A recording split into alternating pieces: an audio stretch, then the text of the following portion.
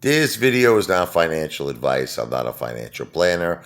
I'm an entertainer. The one and only Apefather, up all night and up all day. Wow! So, yes, Lou Uncle Festa was one of the reasons I got into AMC because I was listening to Lou before I had my own, YouTube channel. And, he was very inspirational. I have to say the truth. He was very inspirational. I especially like the part where he said, "Does someone in your family have cancer? AMC can help you pay for your medical bills, and bring just happiness to a very sad situation." And like I was just like, that was it for me. I was sold after that. But I have to admit, not just Lou, but I loved the movement. I loved how this was like a David Goliath story, how we were taking on the corrupt hedge funds, Ken Griffin, Citadel, these, son of a guns, you know what I mean? They've been winning all the time, always beating the retail investors. In my opinion, I didn't know much about it, but I know that they weren't the fairest people, right? they cheat their way to win. But of course, I learned obviously everything. Now I went from having like an associate's degree to like a doctorate's degree in corruption from being involved in this play. So, but I really was so happy to be a part of something like this because, see, one thing about me, I love a good fight, but I love a good fight that has meaning. You understand? Like anybody could get into a fight, but if there's no meaning to it, like what's the point? Like I'll give you an example. I like how I give analogies. It's like if you're at a bar and some idiot bumps into you, or you bump into him, and they get into a fight. You didn't accomplish nothing. Nothing was accomplished. You know what I mean? It's like a waste of time. You go to jail. Just like what's the point, right? But it's like if you're fighting for a purpose. Like if it's a prize fight, imagine you're fighting Tyson, you're making 20, 30 million. Hey, how you doing? You know what I mean? I'm just saying if there's some sort of a purpose to your fight, it's like what we're doing has purpose.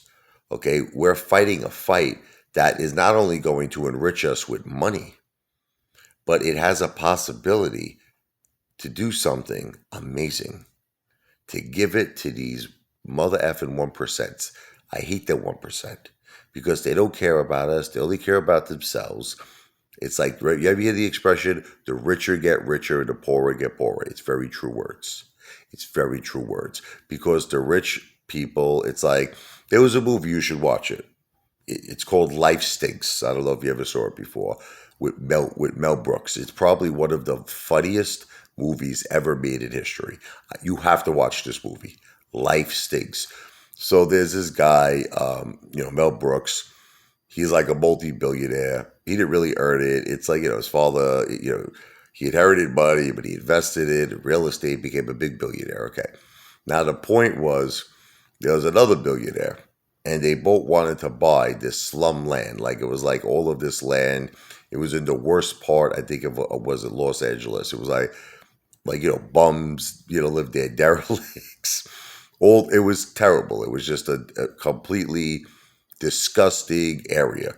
So people are like, why do you want to build this? Because what he wanted to do was knock everything down, and he wanted to make it into he wanted to make it into the most luxurious, corporate offices, the most luxurious residential buildings. He wanted to turn it into his own, paradise. Okay. Now the thing is, the guy who was competing with him, the guy who was the other billionaire, wanted to do the same thing.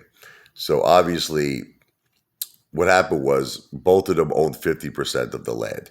So each one of them wanted to buy the 50% so they could have 100%, right? So the thing is, they had to make a bet. So I think his name was Garner Brooks. I can't remember his name. Anyway, you'll see him. It was played by Mel Brooks. Can't think of like the character's name. But anyway, okay. So the bet was that Mel Brooks had to live in this slum area for 30 days. But he couldn't tell nobody he was the billionaire. He couldn't tell nobody his true identity. He had to act and look like a bum. So they ripped off his wig. They ripped apart his suit. They put dirt on him. They made him look like a bum, right? So long story short, he had to live there for 30 days. Oh my God, is it funny? I don't want to tell you anything else. Just watch the movie. Trust me if you get a chance, okay? It's called Life Stinks. But getting back, that's why I wanted to be a part of this, because I want to make a difference.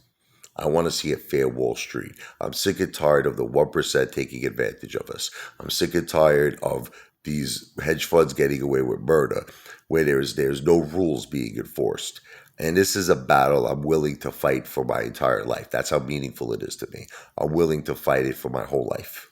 Okay? So anyway, I'm not a financial advisor. This is not financial advice. I'm an entertainer. AMC and GameStop to Pluto. Wow!